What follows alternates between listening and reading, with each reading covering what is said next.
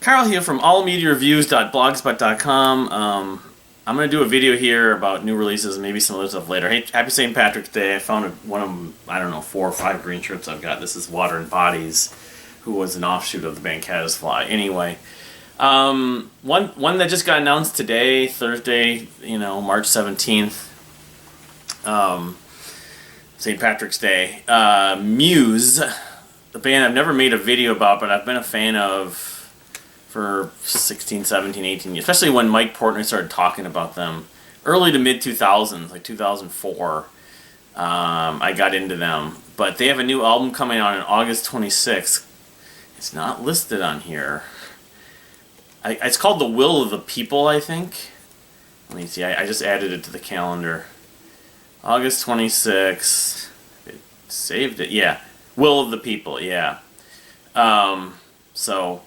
Yeah, I mean, they have a new song they're premiering today. It's like the second new song, but I can't remember the name of it, and my internet's not going to probably, support me to be able to go after that. But I know it's premiering today on YouTube, like in like an hour or less. So the other new releases that I've meant to mention on video the last couple days, the last couple weeks rather, I didn't share it. But let's see here. So one of them is the band, the progressive metal band, their first album in 14 years, 0 Hour. It's not with, unfortunately, their original long-time bassist, Troy Tipton. Their 0 Hour was formed in the mid to late 90s by Jason Tipton, the guitarist, Troy Tipton, the bassist, singer Eric Rosvold, and drummer Mike Guy. The second album, The Towers from Avarice, I love, and this is by many fans considered their best. I saw them at the Prague Power USA Festival in Lansing, Illinois in 2001, and then at least 2 or 3 times, maybe 2. I don't remember how many other times. At least twice after that when they held the festival in Atlanta. But it's basically, they're a great technical progressive metal band. They're not death metal, but they're influenced by bands like Death and by your Pat Metheny's, but also the other kinds of Cynic. But the thing is, after this album, Eric Rosvold left, and then he ended up reforming with the guys for a band called Synthesis in the early 2010s. They put out 2 records, early to mid 2010s, and I have one of them. Maybe I'll show it at some point. The production kind of bugged me, but I loved the songwriting. It was great to hear him, because they continued on after Eric left the band, put out a few records. The last album was Dark Deceiver from 2008, but sadly, yeah, they don't have their, Troy Tipton developed some kind of condition, unfortunately, and him and his brother Jason are in a band called A Dying Planet, who have released 2 albums. Their first album from a couple, 2019, I think it was 2019, was really good. Troy's on vocals, because again, he can't play bass, unfortunately, anymore. The one that came out last year, I didn't really listen to enough to really say how much I really enjoyed it, but this is 0 Hour at least with Eric and with Jason, and then 2 other people, which, hold on. Yeah, it's called Agenda 21, and it comes out May 7th, I believe. Yep. No, May 13th, actually. May 13th, Agenda 21 from 0 Hour. The first song was put up a few weeks ago, Technocracy, and yeah, it definitely harkens back to, just having Eric sing again with them in this style. It works so well. I'm so excited about that. I really like that song. It reminds me of this. So yeah, 0 Hour's Agenda 21 comes out on May 13th. And the other one is a long-awaited record that I pre-ordered a couple of years ago. The Kickstarter campaign was launched. So this band, who I've got CDs that I'm not going to track down at the moment, but Family Crest, this is The War Act 1, which came out in 2018, which at the time was my album of the year. I still love this record. I'm not sure it would be my album of the year still, but it was my album of the year in 2018. That's how good it was. Their previous record, Beneath the Brine from 2014, was in my top 5 also, and I know people like a friend of mine named Nate actually loves this one more than this one, and I can see that. They're probably their best songs off of this. But the War Act 2 was announced to the Kickstarter campaign, and all the details haven't been shared, and it's been over a week since they announced it, so I mean, I don't feel bad. I'm looking forward to them actually posting a lot of the details of the War Act 2. But the War Act 2 was announced as coming out on May 20th. So, yeah, I love the Family Crest, the chamber rock, I mean, there's more to it. This whole thing, when I saw them, like the second time or third time, it was the second time they played at the Cedar Culture Center, I remember talking to some of the members after the show about, they're from the Bay Area, I saw them open for Mother Falcon, so I discovered them in 2014, right after this record come out, but they talked about what they were looking to do was going to blow these records out of the water. It's going to make these seem like nothing. No, they say that a lot. They exaggerate, and in their mind it probably is. Family Crest is like this large ensemble. I mean, it's like 9 members. It's 9 primary members. Liam McCormick is the singer, and he plays some of the guitar. I mean, the roster of the Family Crest is not short. Let's see here. So yeah, I'm just looking at it. I mean, they list on Wikipedia 7 members: Liam McCormick, John Cederlin, Laura Bergman, who I know is married to Liam. They're a couple. She plays keys and does vocals. Charlie Ackert. She's also Laura's the only female member at this point that I know of, at least. George Musa Saman, Owen Sutter, and Anthony Franceschi, something like that. So that's like 7, but like this record, the record before, has this extensive list of credits. Our extended family on this album. I mean, look at that list. This is like the Polyphonic Spree times 5, And so I can imagine the Act 2, the War Act 2 is going to have another similar kind of size. The deal was they would go to touring out their first album, The Village, which came out like 2009, 2010, 2012 actually. It seems like it was longer ago. And maybe even before that they toured, but especially when they toured to support that, and they put an EP, the Headwinds, after that in 2013. They would go, because for the Beneath the Brine also has an extensive list of members, musicians on it. They would go and get people to record stuff with people. They would visit, I don't know how they did this. I have no idea, but they did that. And then what happened, like when I saw them at least 2 or 3 different times, I've seen them like 4 times live. They have different people in each city join them. It's kind of like what Amanda Palmer did. I don't know as far as compensation. A lot of the people that are doing it pro bono, they're happy just to, perform this music that they're a fan of or they respect live.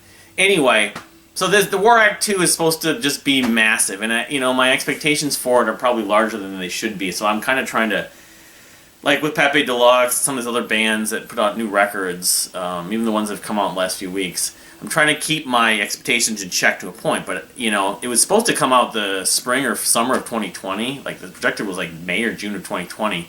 We're going to be 2 years later. COVID obviously involved a lot of that, because I did order that Kickstarter, the vinyl on Kickstarter in the fall of 2019, and it wasn't cheap, but I decided, what, I'm giving confidence. It wasn't like it was a $20 vinyl. I can't remember how much it was, but so that's coming out.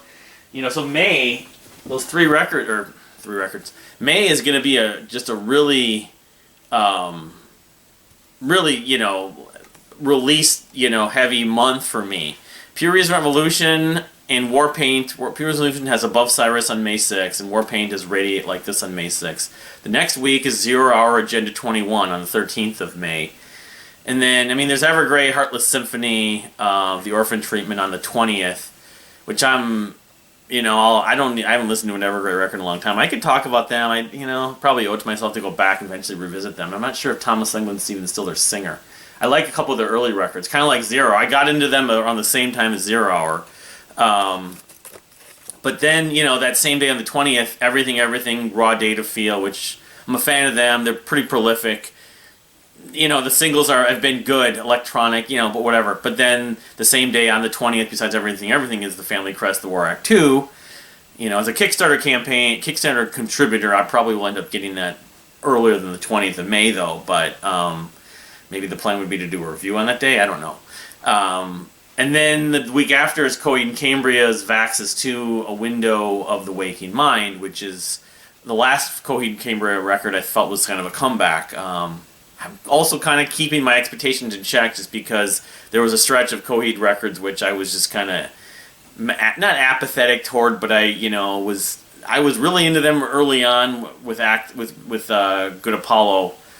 Part 1, and then after that it was sort of just slided down. I just wasn't as interested. The records I had issues with, but the last one, Vaxxus 1, I forget the title, something with Unholy Wars or Unwanted, something like that, I really liked. Was it Problems You Need the Internet, Coheed, Vaxxus. I mean, they're known for their long titles. See if my internet will actually work. Yeah, it's Resolving Host, and there's stuff, of course, coming up after that in June. Foles' Life Is Yours, and on the 17th of June and 24th is Porcupine Tree Closure/Continuation. But this after the I'm gonna do a review hopefully maybe today or tomorrow of Team Me's new album. And there's just a few things here and there on my particular radar that are sort of I'm excited about. There's other stuff I'll probably listen to and stuff that hasn't been announced yet. But this stretch from Tears for Fears all the way to last week was like a stretch of there was 3 weeks of 5 records I was excited about. Let's see here. I haven't heard the Oddland record.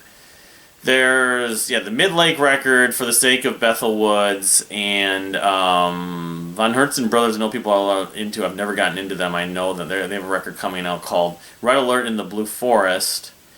And then in April, the Toy Matinee vinyl's coming. Archive has Call to Arms and Angels, and Bjorn Reese Everything to Everyone on the 8th. Block Party's Alpha Games, which again, even though Justin Harris he may still be with Block Party. I don't know if he's just a touring member. I haven't been into Block Party in a while either. They're another band that sort of Vaxxus Act 1, the Unheavenly Creatures. I felt like that was a comeback record for Coheed. I never bought the record. There's some people that bought it that said that it had some issues. So I'm kind of glad. I should just pick up the CD maybe. But yeah, I guess I'm definitely looking forward to that. And the singles they've released, I think is 1 or 2, are both pretty good. So the new releases that are coming out left and right that are being announced, you knew that they would. That's the hope, is that every year I'm looking for the favorite records of the records to attach to, and then there's stuff that you don't know about. But it's good to see. I know that Childish Japes just posted their recording stuff for their new record. As I mentioned in a previous video, the Deer Hunters, Antimai, and Small League Sing Ships, those are probably my highest, most excited titles. There is Dirt Per Robbins, which I'm not sure how they're doing this with the Queen of the Night. They're putting out single or EP after EP for every episode. I don't even know how many episodes they're going to do of the little short film series.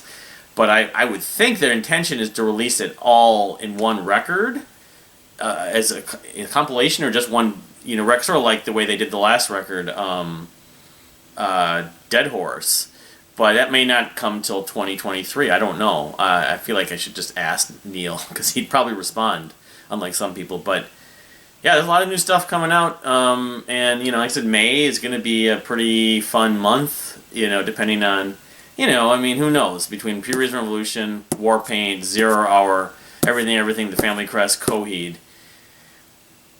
I may only like half those records that a lot. I have no idea. That's the thing about it. That's that's why I've kind of learned to sort of keep my expectations in check to a point. But in an ideal situation, every one of those records I'm going to enjoy and be listening to a lot this year.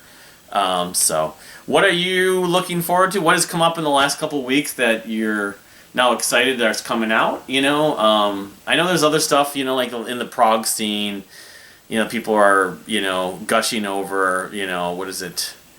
Pattern Seeking Animals, that's one that people that keep talking about, and Envy of None, which features Alex Lifeson, that's coming out. It's like a sort of atmospheric thing. Kaipa, one of Roy Stoltz's older bands who still managed to put out music. I know they just put out Flower King's record too, which I haven't been into them for ages. I could just do a video on that actually. Animals as Leaders have an album. I don't love them. I don't really care about them that much, but you know, I know people that do. Michael Romeo of Symphony X. I've said my piece with Symphony X many times, maybe not on camera, but many years in the blogs and on the message boards. So, anyway, but yeah, like I said, what are you looking forward to? Are you curious? If you haven't listened to Zero Hour, definitely check them out if you like technical metal. And like I said, the family Crest, look for more information coming on that soon. But thank you for watching. We'll see you next time.